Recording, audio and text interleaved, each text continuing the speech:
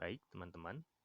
Tadi sudah saya share materi mengenai warna dalam desain komunikasi visual.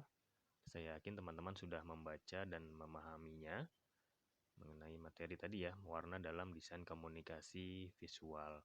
Nah, kita ketahui bahwa setiap kehidupan sehari-hari ya, dalam kehidupan sehari-hari kita mampu melihat warna ya bagi memang orang yang mohon maaf dalam keadaan yang normal, bukan tidak mendapat atau tidak mampu melihat, atau teman-teman disabilitas penglihatan ataupun yang buta warna.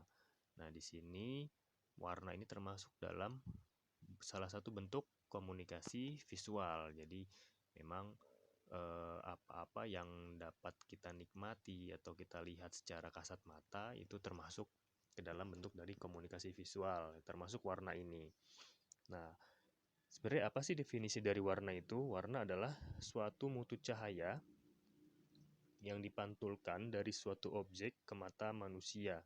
Nah, hal ini menyebabkan kerucut-kerucut warna pada retina bereaksi yang memungkinkan timbulnya gejala warna pada objek-objek yang dilihat sehingga dapat mengubah persepsi manusia. Nah, ada di sini dapat mengubah persepsi manusia. Nah, di sini misalkan kalau misalkan kita melihat traffic light ya, contoh sederhananya traffic light itu warnanya merah, kuning, dan hijau. Nah, mungkin kalau kita tidak diberi pengertian atau diberi informasi mengenai arti dari warna-warna merah, kuning, hijau pada traffic light, kita manusia ini tidak mengetahui bagaimana ketika keadaan di perempatan jalan yang terdapat traffic light ya. Kalau sekarang ini kan kita sudah mengetahui bahwa warna merah itu dari traffic light kita harus berhenti. Nah, persepsi manusia itu kan dirubah ya. Lalu misalkan warna kuning itu kita harus berhati-hati dan menandakan bahwa traffic light itu akan berubah menjadi warna hijau atau berubah menjadi warna merah ya. Atau warna hijau sendiri bagi kendaraan bermotor yang sedang berada di perempatan jalan ataupun di pertigaan dan lain sebagainya, itu adalah menandakan kita harus melajukan kendaraan kita. Itu adalah contoh dari warna dapat merubah persepsi manusia. Atau kalau kita melihat ada tanda duka ya, bendera warna kuning atau warna putih biasanya ya, itu menandakan ada orang yang meninggal dan keluarganya sedang berduka, atau menggunakan warna serba hitam itu menandakan kita sedang berduka, kita ataupun dalam keadaan misalkan mistis itu biasanya menggunakan warna hitam. Itu juga yang dikatakan berubah persepsi manusia.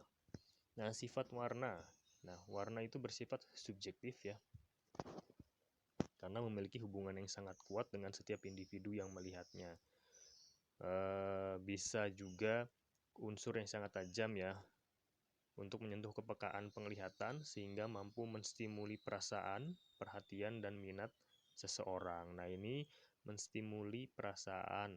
Misalkan kalau logo-logo yang kita ketahui warna-warnanya itu terlihat menarik, mencolok gitu ya, lebih terlihat jelas gitu. Atau misalkan warna-warna kalau teman-teman ke restoran ketika melihat menu di restoran gitu ya, itu kan gambar-gambar atau fotonya itu menggunakan warna-warna memang yang menarik kita, menggugah kita, perasaan kita, perhatian kita, dan akhirnya kita minat untuk membeli atau mencoba memakan tadi ya, kalau misalkan contohnya adalah di dalam satu menu restoran ya. Atau juga ketika datang makanannya yang disajikan oleh pihak restoran, kita melihat warnanya itu menarik minat kita, itu juga akan lebih mampu menjual produk tersebut ya, seperti itu. Itu adalah sifat dari warna. Lalu ada juga J. Linscotton dan Dr. Anders Mansur ya, menguraikan bahwa warna-warna itu bukanlah suatu gejala yang dapat diamati saja, melainkan warna juga mempengaruhi kelakuan, memegang peranan penting dalam penilaian estetis, dan turut menentukan suka tidaknya kita akan bermacam-macam benda. Ya, tadi sudah saya sampaikan contoh-contoh yang tadi menu makanan yang dapat menggugah selera kita ketika makanan itu sudah disajikan, juga dapat lebih menggugah lagi selera makan kita, misalkan ya, seperti itu lebih suka. Nanti juga akan saya jelaskan di slide selanjutnya fungsi-fungsi dari warna.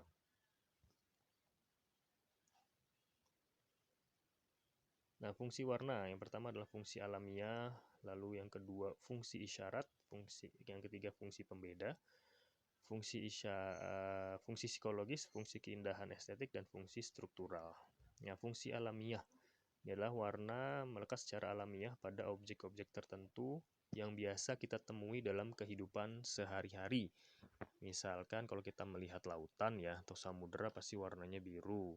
Lalu daun yang masih segar itu biasanya warnanya hijau. Tomat ya, tomat itu warnanya merah.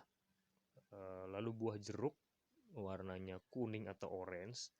Lalu rambut orang Asia yang berwarna hitam dan lain sebagainya. Ini adalah dari fungsi alami warna. Mungkin nanti teman-teman bisa mencontohkan contoh-contoh lainnya dari fungsi alamiah ini. Lalu fungsi isyarat ya. Fungsi isyarat kita sering melihat tanda-tanda ini juga termasuk dalam komunikasi nonverbal ya, komunikasi visual nonverbal. Misalkan isyarat lampu lalu lintas warna yang merah, kuning, hijau. Nah, ini mempunyai makna-makna yang disepakati oleh masyarakat secara universal. Adalah fungsi warna secara isyarat. Lalu fungsi pembeda, misalkan di sini ada gambar Ferrari ya. Ferrari itu tim Formula One-nya biasa identik dengan warna merah. Kalau misalkan tim Mercedes-Benz itu warnanya silver. Nah, kalau dalam sepak bola contohnya dari fungsi warna ini Juventus ya, warnanya hitam putih. Lalu ada klub AC Milan warnanya merah hitam. Nah, kalau di Indonesia sendiri misalkan fungsi pembeda dari Yamaha, misalkan merek motor Yamaha itu lebih kepada biru ya kalau Yamaha itu ya. Lalu kalau warna-warna lain sebagai pembeda itu bisa juga warna-warna yang lebih mencolok, yang menarik ya, warna merah, warna biru, warna kuning. Kalau kita ke Pertamina itu lebih kepada warna merah. Lalu kalau Shell ya, Shell itu warnanya lebih ke kuning. Terus ada Petronas dulu ya, Petronas itu warnanya lebih ke hijau atau ke biru muda. Itu adalah fungsi warna sebagai fungsi pembeda. Nah, fungsi identitas ya, dalam dunia branding warna sangat berperan dalam mempengaruhi persepsi seseorang. Ya, contohnya merek satu dengan merek lain mempunyai identitas yang berbeda ya dari sisi warna dan logo. Contoh logo McD terkenal dengan lengkungannya yang berwarna kuning emas ya. Logo M. McDonald, kalau kita sudah melihat walaupun tidak ada tulisan McDonald, kita melihat logo M melengkung ya warnanya lalu kuning atau emas, itu kita tahu bahwa itu adalah McDonald. Kecuali memang kalau di pinggir-pinggir jalan ada warung-warung kaki lima yang menggunakan logo hampir sama dengan McDonald gitu ya, yang mirip-mirip gitu ya, mencontoh, itu beda hal ya. Lalu ada Facebook. Facebook itu logonya warnanya adalah warna biru, sementara Twitter warna biru muda. Dengan Facebook dengan huruf F-nya dan Twitter dengan gambar burungnya. Lalu fungsi keindahan atau estetik. Jadi dengan perpaduan warna yang tepat, suatu hal akan terlihat lebih menarik ya. Contoh ya, saya kupu-kupu memiliki berbagai perpaduan warna yang sangat menarik, sangat cantik, dan sangat indah ya. Dan menunjukkan bahwa warna memiliki nilai fungsi yang estetik. Kalau logo Pertamina pun itu kan perpaduan warna juga ya. Ada warna Warnanya kalau tidak salah warna merah, biru, putih dengan huruf P-nya itu ya. Nah, ini dulu kan logo Pertamina itu bukan seperti ini, tapi gambar kuda laut dengan kilang minyaknya ya, yang ciri khasnya. Dan sekarang juga, maksudnya sejak tahun 2012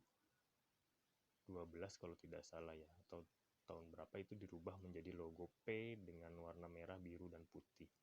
Nah, itu pun memerlukan biaya yang sangat besar untuk merubah tadi logo tersebut, walaupun memang hanya logonya hanya P. Nah, semakin simpel apa namanya logo, ataupun misalkan kalau di website ya, semakin simpel alamat website itu semakin mahal biayanya ya. Jadi semakin simpel malah semakin mahal, seperti itu. Kita lanjut, fungsi struktural. Nah, dalam desain grafis, warna dapat berfungsi mengarahkan pembaca pada informasi yang sifatnya penting. Informasi itu diurutkan secara struktural berdasarkan tingkat kepentingan. Misalkan dari informasi yang paling penting hingga informasi yang kurang penting. Selain itu, warna dapat memisahkan antara informasi satu dengan informasi lainnya agar tidak tumpang tindih. Ya, contohnya dari informasi yang penting, kalau misalkan kita melihat bahwa satu hal itu penting, kita berikan warna yang lebih mencolok misalkan, atau lebih kita bold warnanya gitu ya.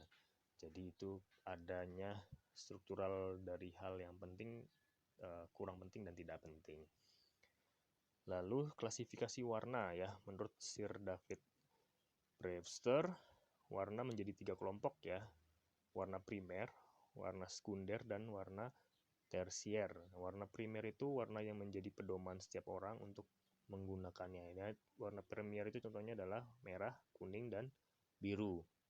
Sedangkan warna sekunder adalah warna yang merupakan percampuran antara warna primer, ya, contohnya adalah warna ungu, itu adalah campuran dari warna biru dan merah menjadi warna ungu, ya. Lalu warna tersier, percampuran antara warna sekunder dengan primer. Contohnya percampuran warna ungu dan merah akan menghasilkan warna magenta. Nah, ini kita harus tahu juga mengenai klasifikasi warna. Nah, ini adalah contoh dari warna primer, sekunder, dan tersier. Ketika warna merah dicampur, warna primer merah dicampur dengan warna primer kuning, itu akan menjadi warna orange. Nah, warna sekunder kuning dicampur dengan warna sekunder warna primer merah, seakan-akan berubah menjadi agak ke merah-merah, orange ke merah-merahan, seperti itu. Jadi ini adalah contoh dari warna primer, sekunder, dan tersier. Jadi paling pertama adalah primer, warna utama, merah, kuning, dan biru. Lalu sekunderi dan tersier. Dimensi warna, menurut Edith Anderson-Fischer, ya, warna memiliki 4 dimensi. Yang pertama adalah hue, yaitu istilah untuk menunjukkan nama dari suatu warna seperti merah, biru, hijau, dan warna lainnya. Kalau kita di aplikasi desain grafis ini terlihat nanti ya, hue-nya, value-nya. Lalu kalau value itu dimensi kedua dari suatu warna yang berkaitan dengan terang gelapnya warna. Ya, contohnya adalah tingkatan warna dari putih ke hitam. Dari putih ke hitam itu ada warna-warna ya abu-abu, lalu sebelumnya itu ada abu-abu muda, abu-abu tua, lalu menuju hitam yang tidak terlalu tua, nanti menjadi hitam yang gelap. Lalu intensity atau chroma, yaitu dimensi yang berhubungan dengan cerah atau suramnya warna. Lalu ada temperatur, dimensi yang berhubungan dengan panas dinginnya suatu warna. Nah, ini adalah contoh-contohnya ya. Hue, lalu ada value, dan intensity. Nah, biasanya pakai pemilihan warna itu tergantung dari tadi ya, fungsi-fungsinya itu. Fungsi dari warna dan nilai estetika. Ini adalah mengenai tadi temperatur, ada warm, ada cold. Kalau yang lebih ke hangat itu warna-warna seperti red violet.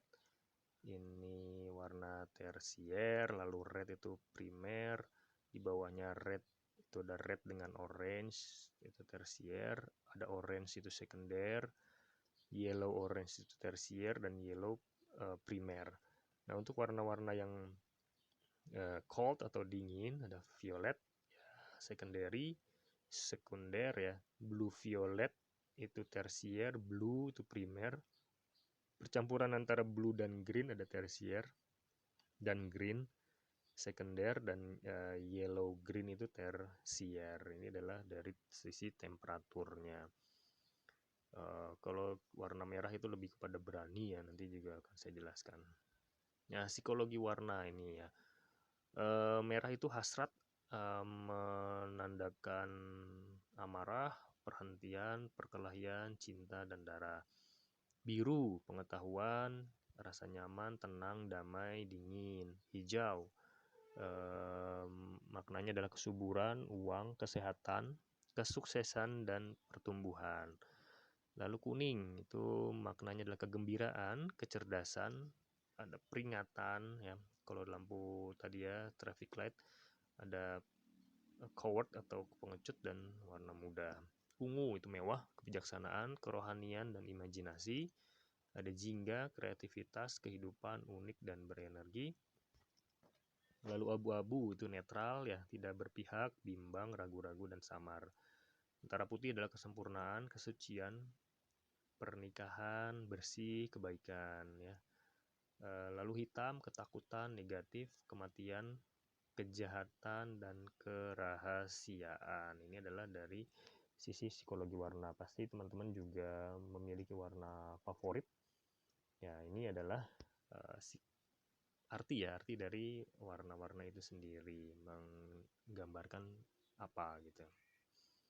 Nah, mungkin cukup sekian penjelasan dari saya mengenai warna dalam desain komunikasi visual.